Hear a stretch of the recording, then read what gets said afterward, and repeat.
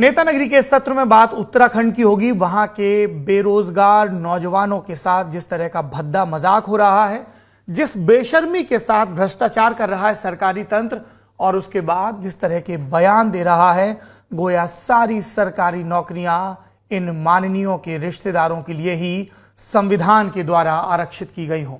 हमें लगा कि इस पर विस्तार से बात करनी चाहिए। बात के लिए हमारे साथ मौजूद हैं 4 लोग। सबसे पहले उत्तराखंड बेरोजगार संघ से जुड़े हुए सजेंद्र कठैत जी, बहुत बहुत स्वागत है आपका नेता नगरी में। हमारे दूसरे मेहमान हैं वरिष्ठ पत्रकार त्रिलोचन भट्ट जी, बहुत बहुत नमस्कार सर, आपका स्वागत है नेता नगरी में। हमारे तीसरे मेहमान हैं स्वतंत्र पत्रकार अजीत सिंह जी, और चौथे मेहमान हैं इंडिया टुडे मैगजीन के मेरे साथी हिमांशु शेखर जी। आप दोनों लोगों का भी बहुत बहुत स्वागत है।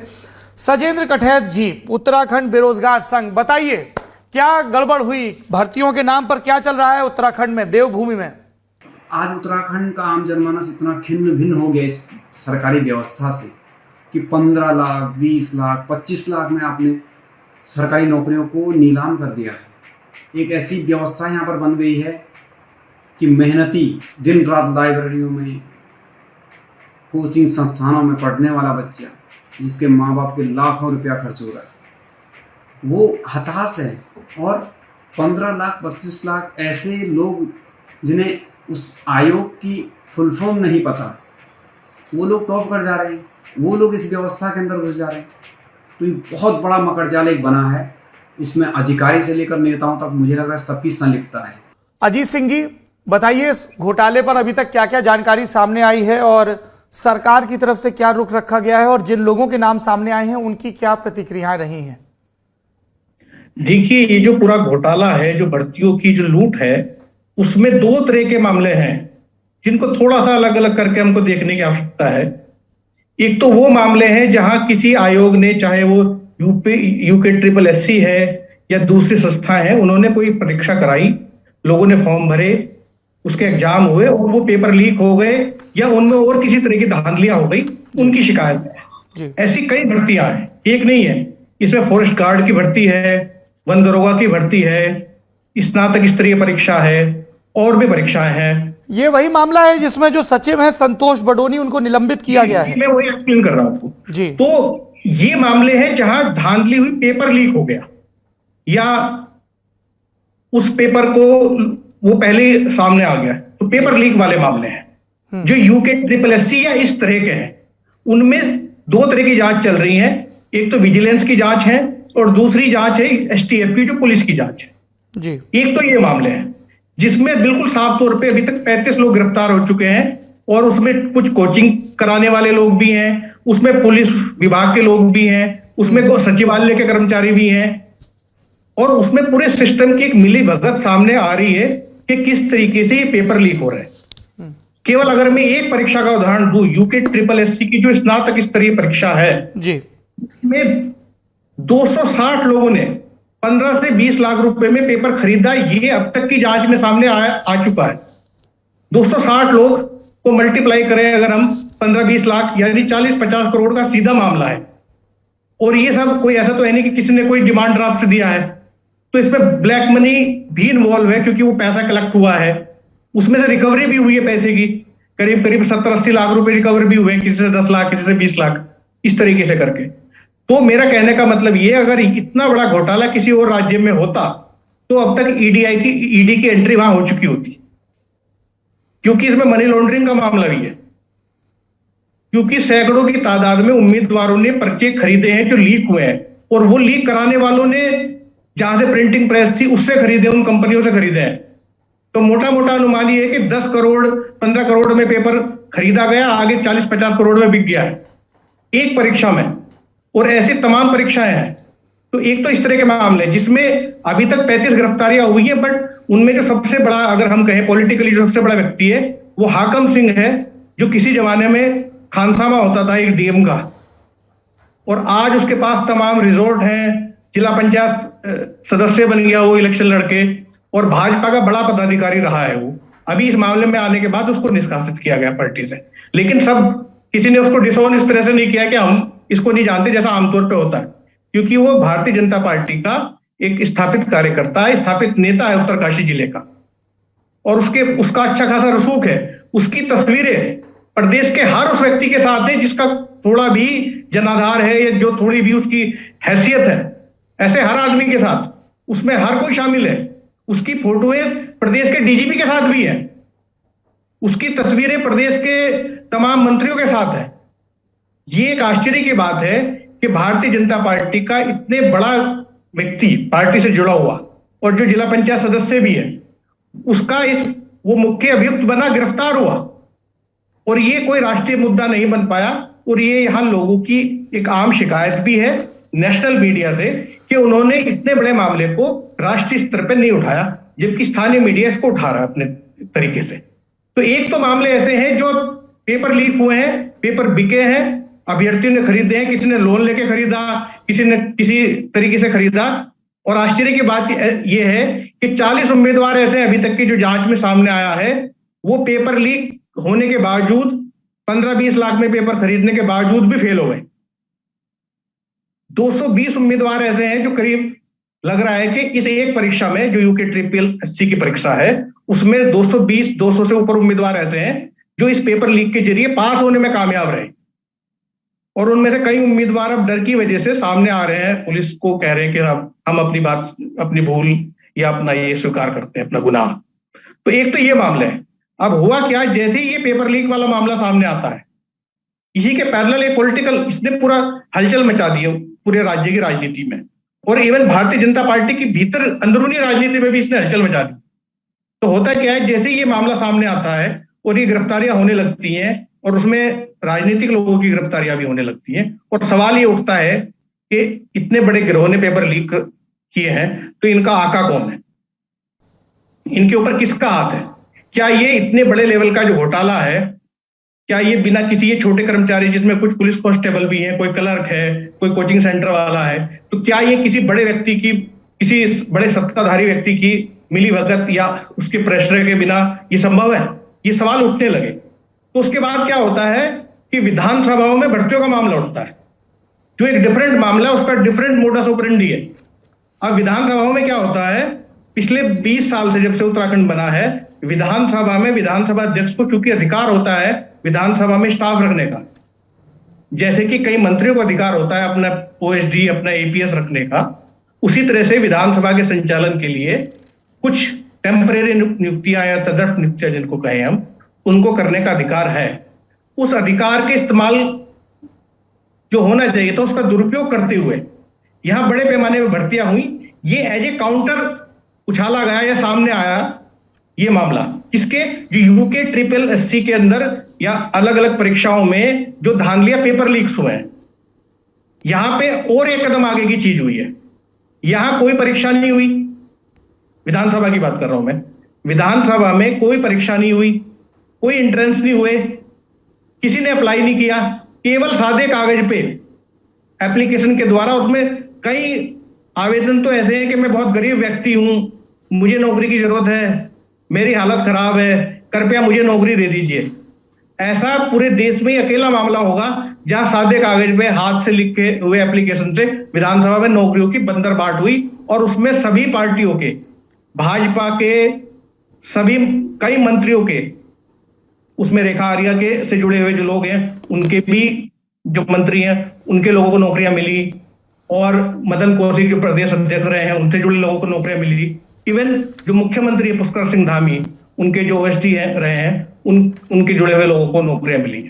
तो सब पे आरोप लगे, सबकी लिस्ट धामी की बात कर रहे हैं आप? जी जी जी, ठीक है। तो विधानसभा वाले मामले में सब लोगों की लिस्ट है जिसमें एंट्रेंस भी नहीं हुआ। एक मामला है जहां पेपर लीक हुए हैं, एक मामला है जहां पेपर ही नहीं हुआ है, नौकरियां ही लीक हो गई है। ठीक है, दो तरह के मामले हैं। अब मैं त्रिलोचन भट्ट जी के पास चलूंगा, पर उससे पहले मैं दर्शकों को बता दूं क्यों यह मामला महत्वपूर्ण है। हमारे देश के प्रधानमंत्री नरेंद्र मोदी करप्शन पर जीरो टॉलरेंस की बात करते हैं।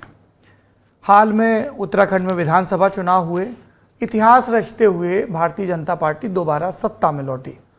मुख्यमंत्री पुष्कर सिंह धामी अपनी विधानसभा से चुनाव हार गए, लेकिन फिर उपचुनाव में जीत गए और बीजेपी ने उनको कंटिन्यू किया। अब देखिए, ये जो पर्चा लीक का मामला है, जैसा हमारे साथी ने बताया कि एक में तो जिसकी जिम्मेदारी थी पर्चे की हिफाजत की, उसने पर्चा लीक किया, धन धान इकट्ठा कर लिया, जिस प्रिंटिंग प्रेस पर पिछले 7 साल से संदेह था वहीं पर्चा छपा, टेलीग्राम ऐप पे पर्चा। अब आपको लगेगा पर्चा लीक हो गया, अगर आप सीधे नहीं जुड़े हैं तो मैं आपको बताता हूं ये कितना महत्वपूर्ण है। सिर्फ एक यूकेएसएससी पेपर लीक प्रकरण में 13 अलग अलग विभागों की भर्तियां थी। 2,50,000 कैंडिडेट्स ने, 2.5 लाख कैंडिडेट्स मतलब 2.5 लाख घर सीधे जुड़े हैं। उत्तराखंड में जनसंख्या का घनत्व तो सबको पता है। 1,60,000 कैंडिडेट एग्जाम देने आए। मजाक कर रहे हैं आप उन 1,60,000 कैंडिडेट्स के साथ? आप लोग मंच पर खड़े होते हैं, रैलियों में खड़े होते हैं, बड़ी बड़ी बातें करते हैं युवाओं के नाम पर, और आपने उनके करियर और उनकी जिंदगी को एक तमाशे में तब्दील कर दिया है। और फिर जब आप सत्यनिष्ठा की, कर्तव्य निष्ठा की और निष्पक्षता की शपथ उठाते हैं, उसके बाद देखिए क्या भाजपा क्या कांग्रेस कैसे बेशर्म बयान है। विधानसभा में तदर्थ आधार पर नियुक्तियां होती हैं, नियुक्तियों के बारे में पूछा जाता है। प्रेमचंद अग्रवाल पिछले कार्यकाल में विधानसभा अध्यक्ष थे, अभी वित्त मंत्री हैं। वित्त मंत्री आते ही उनकी सैलरी का ऑर्डर निकलता है। कैबिनेट मंत्री धन सिंह रावत, मंत्री रेखा आर्या, कांग्रेस के कार्यकाल में गोविंद कुंजवाल नाम है, गोविंद सिंह कुंजवाल। गोविंद सिंह कुंजवाल का बयान सुनिए। मेरा बेटा बेरोजगार था, बहू बेरोजगार थी, दोनों पढ़े लिखे थे। अगर 150 से ज्यादा लोगों में मैंने अपने परिवार के 2 लोगों को नौकरी दे दी तो कौन सा पाप किया। मेरे कार्यकाल में कुल 158 लोगों को विधानसभा में तदर्थ नियुक्ति दी गई, 8 पद पहले से खाली थे। और फिर आगे क्या बोलते हैं कि हाँ मैं स्वीकार करता हूं विधानसभा के 20 से 25 लोगों को नौकरी पर लगाया, इसके अलावा तमाम लोग भाजपा और कांग्रेस की सिफारिश पर रखे गए। विधानसभा अध्यक्ष को यह अधिकार प्राप्त है। विधानसभा अध्यक्ष को तदर्थ आधार पर नियुक्तियों का अधिकार है, पर उन नियुक्तियों का क्राइटेरिया क्या हो, पैरामीटर क्या हो। तो एक तरफ तो ये सारे सरकारी प्रतिनिधि बड़े फुर्तीले दिखते हैं तदर्थ नियुक्तियों में और इनका मानवीय पक्ष जाग जाता है। रेखा आर्या पहले मना करती हैं अपनी चिट्ठी के बारे में और फिर कहती हैं कि हम लोग तो इस तरह की सिफारिशें करते रहते हैं। हरीश रावत पहले कहते हैं कि गलत है और अब जब गोविंद कुंजवाल का नाम आता है तो बोलते हैं अपने लोगों को भर्ती करके कोई हमने अपराध नहीं किया। पुष्कर सिंह धामी कहते हैं हमने एक्शन लिया है। रितु खंडूरी को चिट्ठी लिखकर उच्च स्तरीय जांच के आदेश दिए हैं, पर खुद उनके स्टाफ के विनोद धामी पर आरोप लगता है। ओएसडी सत्यपाल रावत, पीआरओ नंदन बिष्ट, इनके रिश्तेदारों की भी नौकरी लगी। सतपाल महाराज के पीआरओ राजन रावत की नौकरी लगी। रेखा आर्या के पीआरओ गौरव गर्ग को रोजगार मिला। मदन कौशिक के पीआरओ अमित वर्मा को नियुक्ति मिली, पूर्व प्रदेश अध्यक्ष। इसके अलावा उत्तराखंड की सिविल सर्विसेज के और उत्तराखंड की आरएसएस के कई नेताओं के सगे संबंधियों को भी नियुक्ति मिली। पूरे राज्य में ये वायरल है। सुविधा शुल्क पर तो हम अलग से बात करेंगे। अभ्यर्थियों ने परीक्षा शुल्क दिया, परीक्षाएं ठीक से नहीं हुई, तो दोनों तरफ से लोग जुड़े हुए हैं। त्रिलोचन भट्ट जी, नया राज्य बना था इस उम्मीद के साथ कि पहाड़ का पानी और पहाड़ की जवानी पहाड़ के काम आएगी और उनको भरपूर मौके मिलेंगे, पर मौकों के नाम पर सर ये क्या हो रहा है? मौकों के नाम पर सर बंदर बांट हो रही है दरअसल इस राज्य में जी। कल जब मैं ये बेरोजगार संघ का आंदोलन था, कल मैं भी वहां पे था, तो तमाम बच्चों से मैंने बात की, तो वो कहते हैं यार तो हम तो पढ़ते हैं, लगातार मेहनत करते हैं, लेकिन मार्क्स आते हैं बिल्कुल सामान्य से, और बाकी कुछ लोगों के इतने हाई फाई मार्क्स आते हैं, हम सोचते थे ये खाते क्या हैं, लेकिन अब पता चला ये खाते नहीं, ये खरीदते हैं पेपर को, खिलाते तो ये हैं। स्थितियां जी, ये खाते कुछ नहीं है, खाते वही है जो हम खाते हैं, लेकिन ये जो है पेपर खरीद के फिर पेपर देते हैं, बड़े हाई फाई नंबर इनके आ जाते हैं। अब इनके एक 2016 से यूके SSSC के जो चेयरमैन थे एस राजू जी, अभी पूर्व मुख्यमंत्री हरीश रावत जी का एक बयान में देख रहा था कि हम एक ईमानदार अधिकारी को नहीं बचा पाए। वो कितने ईमानदार हैं ये सुप्रीम कोर्ट ने 2013 में एक टिप्पणी की थी। इनकी विश्वसनीयता को ही सुप्रीम कोर्ट ने संदिग्ध बताया था। दरअसल मामला उत्तराखंड पेयजल निगम में मैनेजिंग डायरेक्टर की भर्ती का था। तो उस भर्ती में इन्होंने एक ऐसे कैंडिडेट को खड़ा किया जिनके खिलाफ चार्जशीट थी, लेकिन वो चार्जशीट सिलेक्शन कमेटी के सामने नहीं रखी गई, नियमानुसार ये रखी जानी चाहिए थी। तो कुछ लोगों ने सुप्रीम कोर्ट में जाके सुप्रीम कोर्ट में गए इसके खिलाफ, तो वहां सुप्रीम कोर्ट ने ये टिप्पणी की थी। इसके बावजूद 2016 में ये आयोग के चेयरमैन बने और अभी तक ये बने हुए थे। अभी हाल में जब ये मामला सामने आया है उसके बाद इन्होंने इस्तीफा दिया है ईमानदार बनने के लिए। तो ये तो रही इनकी बात। अब चलते हैं विधानसभा की ओर। 2 पूर्व विधानसभा अध्यक्ष गोविंद सिंह कुंजवाल जी और प्रेमचंद अग्रवाल जी बड़ी मुझसे एक कांग्रेस के एक भाजपा के। जी दोनों अलग अलग पार्टियों में देख लीजिए आप। तो इन्होंने बड़ी बेशर्मी, मैं कहूंगा बड़ी बेशर्मी से बयान दिया है कि ये हमारा अपने विशेषाधिकार के तहत हमने भर्तियां की हैं। भाई वो विशेषाधिकार कहाँ लिखा हुआ है? नियमावली में कोई विशेषाधिकार नहीं है। नियमावली इनकी उत्तराखंड विधानसभा की नियुक्तियों की 2011 तक यूपी के हिसाब से चलती थी। 2011 में इन्होंने अपनी बनाई। यूपी में मुख्य सचिव से लेकर, विधानसभा के मुख्य सचिव से लेकर और स्वीपर तक की भर्ती के बाकायदा नियम है, लेकिन यहाँ कोई नियम नहीं है, कोई धर्म नहीं है, कोई कानून नहीं है। जिसकी मर्जी आई, जो अपने अपने हैं उनको इन्होंने भर्ती कर लिया। तो ये स्थिति यहाँ पे फिलहाल है जी। और हाँ, एक जो है, जो पेपर लीक मामले में एक सबसे बड़ा, ये जैसे भाई साहब ने कहा था, अजीत जी ने हाकम सिंह को पकड़ा है। ये हाकम सिंह जो है जिला पंचायत सदस्य है, लेकिन हमें लगता है, आज भी हम कहते हैं, ये एक छोटा सा शतरंज का मोहरा है। ये बड़े बड़े खिलाड़ी कहाँ हैं, उनके पकड़िए। और एक बात, एक और इसमें चीज नहीं आई है कि इन्होंने अंत में कह दिया कि इसका मास्टरमाइंड कोई सादिक मूसा है। सादिक मूसा कहाँ है, कौन है? कह रहे हैं उसको तो किसी ने देखा नहीं है।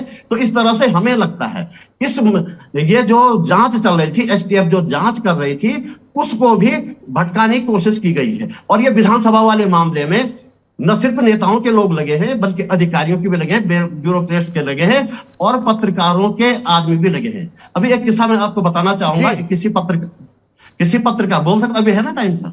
जी, अरे बताइए, खुल के बताइए।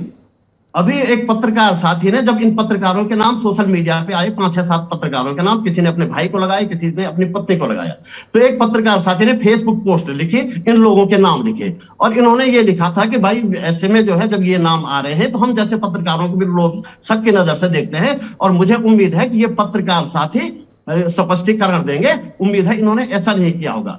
लेकिन उन पत्रकार महोदय ने जिन्होंने ये पोस्ट लिखी थी, 2 गलतियां होंगी हल्की सी। एक पत्रकार ने उन्होंने लिखा, इन्होंने अपनी पत्नी को लगाया, तो वो पत्रकार इन पे भड़क गई, मेरी पत्नी तो घर में काम करती है, ये है सो है। पता किया तो इन्होंने पत्नी को नहीं, भाई को लगाया था। इतना अंतर था। इसी अंतर पे वो ईमानदार बनने लगे। एक और पत्रकार का नाम गलती से आ गया था, वो था नहीं, नाम का भ्रम हो गया था, वो कोई और नाम था, वो गैर पत्रकार था, लेकिन इन्होंने सोचा वो पत्रकार है तो उसका नाम लिखा गलती से। तो उन्होंने बाकायदा फिर से पोस्ट लिखे, उनका नाम हटा के माफी भी मांगी। लेकिन ये जो जिन्होंने लोग लगाए थे अपने, उन्होंने वो जो नहीं था उसके कंधे पे बंदूक रख के एफआईआर दर्ज करवाई फेसबुक पोस्ट लिखने वाले पत्रकार के खिलाफ।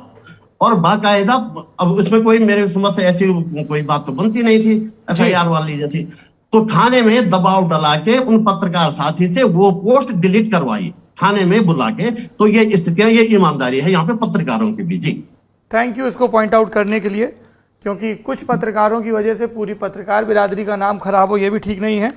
अब मैं चलता हूं अपने पत्रकार मित्र हिमांशु के पास, जिन्होंने देहरादून जाकर इंडिया टुडे मैगजीन के मौजूदा अंक के लिए विस्तार से इस मामले पर रिपोर्ट की। हिमांशु, सबसे पहले तो ये बताइए कि विधानसभा अध्यक्ष रितु खंडूरी, जिन्हें ये जांच सौंपी गई है, व्यक्तिगत रूप से वो बहुत ईमानदार नेता मानी जाती है। उनके पिता जनरल बीसी खंडूरी भी बहुत ईमानदार नेता माने जाते हैं। तो कई लोग कहते हैं ईमानदार और सख्त थे, इसीलिए सफल नहीं हो पाए बहुत उत्तराखंड की राजनीति में।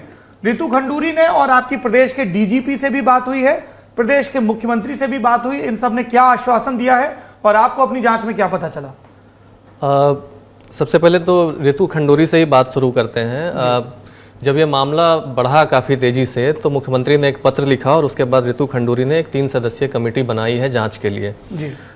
अब उस 3 सदस्यीय कमेटी को लेकर के भी बहुत तरह की बातें आ रही हैं। उसमें 3 रिटायर्ड आईएएस ऑफिसर हैं, एक हैं डीके कोटिया, दूसरे एसएस रावत और तीसरे अवनेंद्र सिंह नयाल। ये तीनों रिटायर्ड आईएएस ऑफिसर जो हैं वो कभी ना कभी उनके पिता मतलब भुवन चंद खंडूरी के ऑफिस में सर्व कर चुके हैं। डीके कोटियाल प्रिंसिपल सेक्रेटरी थे उनके, एसएस रावत सेक्रेटरी थे, अवनेंद्र सिंह नयाल कुमाऊं के कमिश्नर थे और उनको भी करीबी माना जाता था भुवन चंद खंडूरी का। तो एक बीजेपी के अंदर जब कई लोगों से मैंने बात की तो एक बात ये भी आ रही है कि कहीं ना कहीं रितु खंडूरी ने अपने पिता के विश्वस्त आईएएस ऑफिसर्स की कमेटी बना के वो एक पॉलिटिकल मैसेज देना चाहती हैं और इसमें अगर कुछ गड़बड़ी निकलती है जिसकी कि बहुत ज़्यादा मतलब चीज़ें दिख रही हैं मोटे तौर पे कि काफ़ी चीज़ें गड़बड़ हुई हैं, तो एक पॉलिटिकल माइलेज भी इसका लेना चाहती हैं। उनका साफ कहना था कि अगर कोई गलत तरीके से आया है तो उसको जाना होगा, उसके लिए विधानसभा में कोई जगह नहीं होगी और मैं बिल्कुल सर्जिकल अप्रोच के साथ काम कर रही हूँ। मैंने उनसे मोरालिटी का सवाल पूछा तो उस पर जवाब देने से बच गए कि मेरे लिए मोरालिटी का इशू नहीं है, ये इशू ये है कि अगर गलत हुआ है तो उसको सर्जिकल तरीके से हमको निपटना है उससे।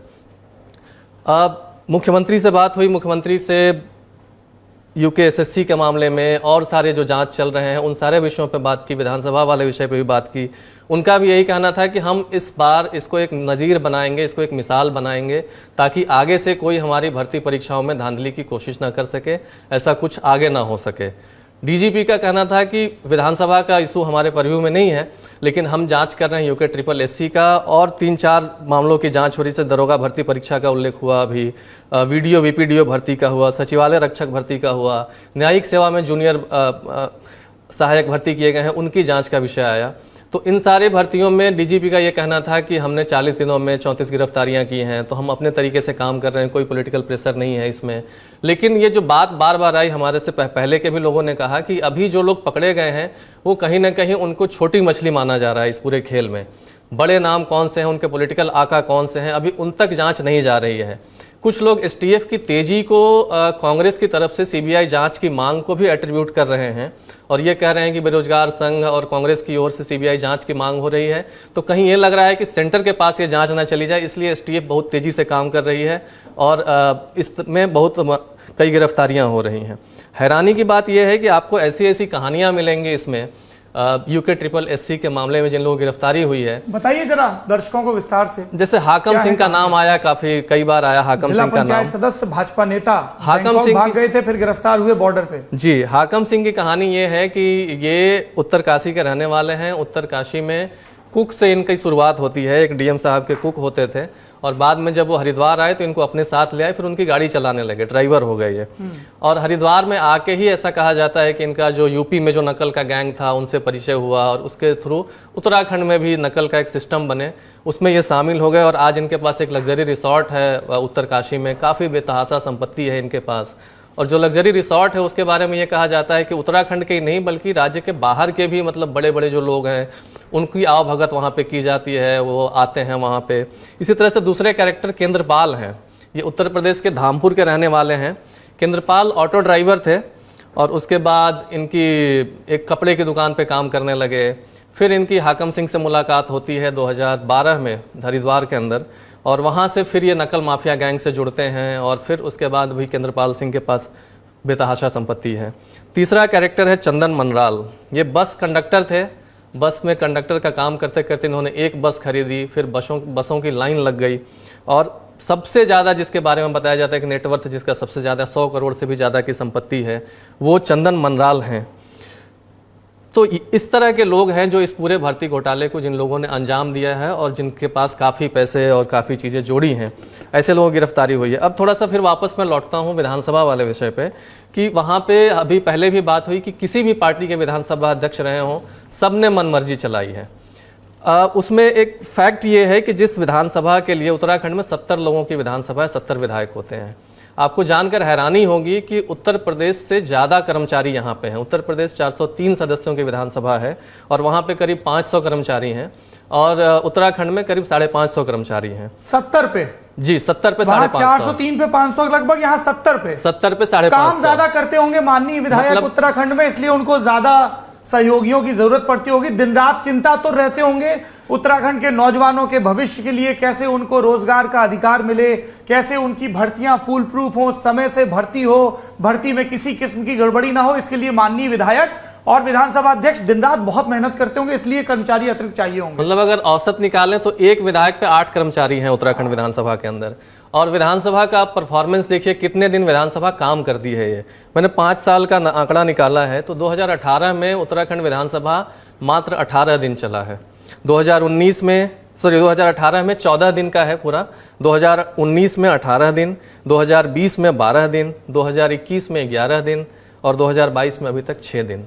तो ये स्थिति है विधानसभा की, जिसके लिए इतने बड़े पैमाने पर नियुक्तियां की जा रही हैं। इनको लग रहा होगा दफ्तर जाने के बजाय अपनी प्रोडक्टिविटी को घर पे ही रख के करें। विधानसभा जाना गैर जरूरी लग रहा होगा सम्माननीयों को। उसमें एक और रोचक जानकारी जो है, रोचक तो मैं क्या ही कहूँ, बहुत ऐसे तो दुखद ही है, लेकिन विधानसभा के सचिव थे मुकेश कुमार सिंघल जी, जिनको अभी रितु खंडूरी ने छुट्टी पे भेजा है, जिनकी ऑफिस सील की और जिन पे जांच चल रही है। अब इनकी भी कहानी बड़ी इंटरेस्टिंग है। ये भी एडहॉक आए थे, इनकी नियुक्ति हुई थी रिसर्च ऑफिसर के तौर पे। 2004 में इनकी नियुक्ति हुई थी।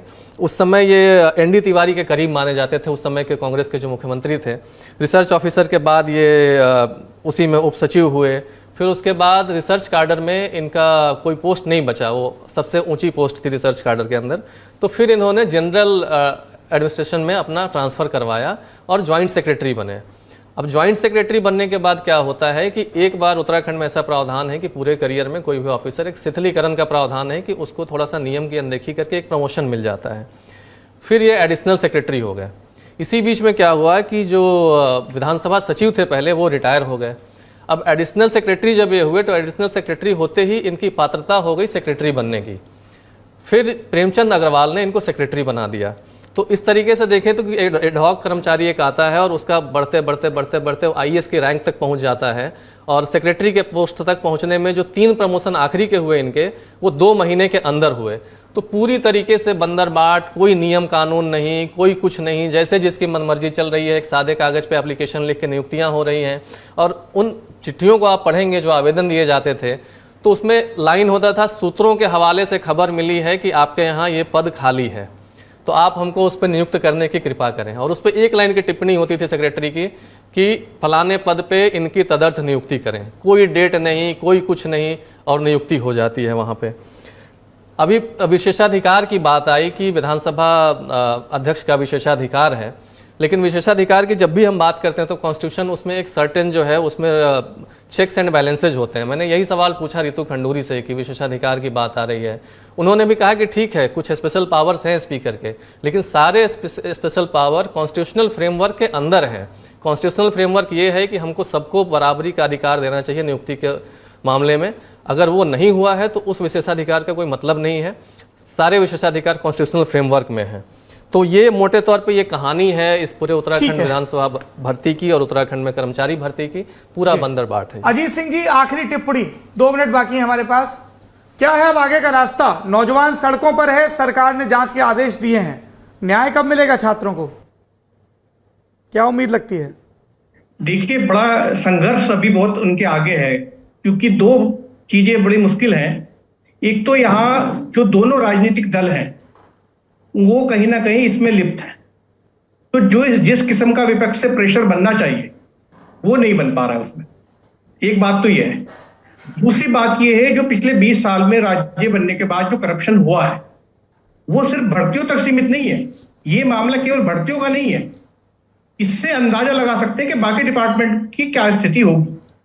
तो जो ओवरऑल करप्शन है, और जो दावा ये था चुनाव में, इस पिछले चुनाव में भी दावा ये था कि अगर केंद्र में बीजेपी रहेगी और राज्य में भी बीजेपी रहेगी, डबल इंजन की सरकार, इसको डबल इंजन सरकार है, अच्छा काम करती है। तो ये मिथ टूट गया है। अब सवाल ये है जी, और जो छात्र हैं, जो तैयारी कर रहे हैं, जो बच्चे, उनमें इतनी निराशा है इसको लेके, क्योंकि एजुकेशन को माना जाता है कि अगर आप एजुकेशन एक जरिया है आगे बढ़ने का जी, तो वो एक बहुत भारी निराशा है।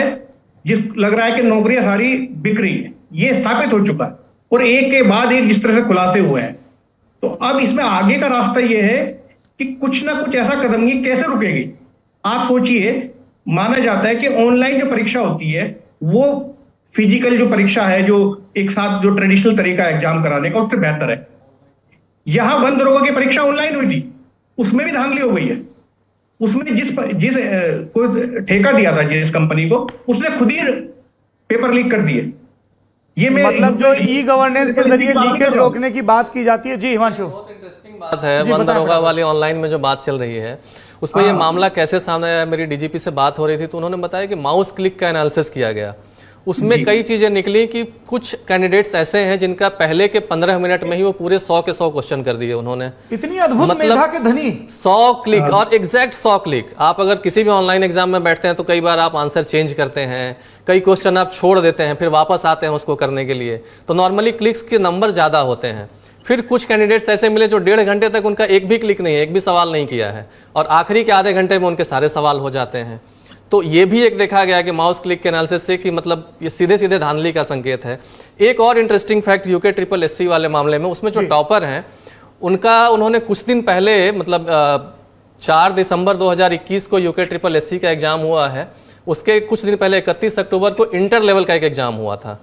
उसमें उनके 100 में नंबर आए थे 32, और उसके 35 दिन बाद ग्रेजुएट लेवल का एग्जाम होता है, उसमें उनके नंबर आए 92। वाह, अद्भुत, तो अविश्वसनीय। ये जो है वो ये सब चीजें भी है, टेक्नोलॉजी के नाम पे ये सब चीजें भी चल रही हैं, ई गवर्नेंस के नाम पे, पारदर्शिता के नाम पे। जी, हमने उत्तराखंड की स्थिति के बारे में विस्तार से उदाहरण समेत इसलिए बताया क्योंकि लाखों छात्रों का मामला है। मीडिया में, सोशल मीडिया में, राष्ट्रीय राजनीति में इसकी जिस तरह की धमक होनी चाहिए, दुर्भाग्य से नहीं है। जब तक हम और आप जागेंगे नहीं, नौजवानों से जुड़े मसलों पर बात नहीं करेंगे, और मतलब हम किस चीज़ का इंतज़ार करते हैं कि नौजवान सड़क पर उतरें, उग्र प्रदर्शन करें? क्यों इस तरह का इंतज़ार करना है? क्यों इनकी हकमारी हो रही है?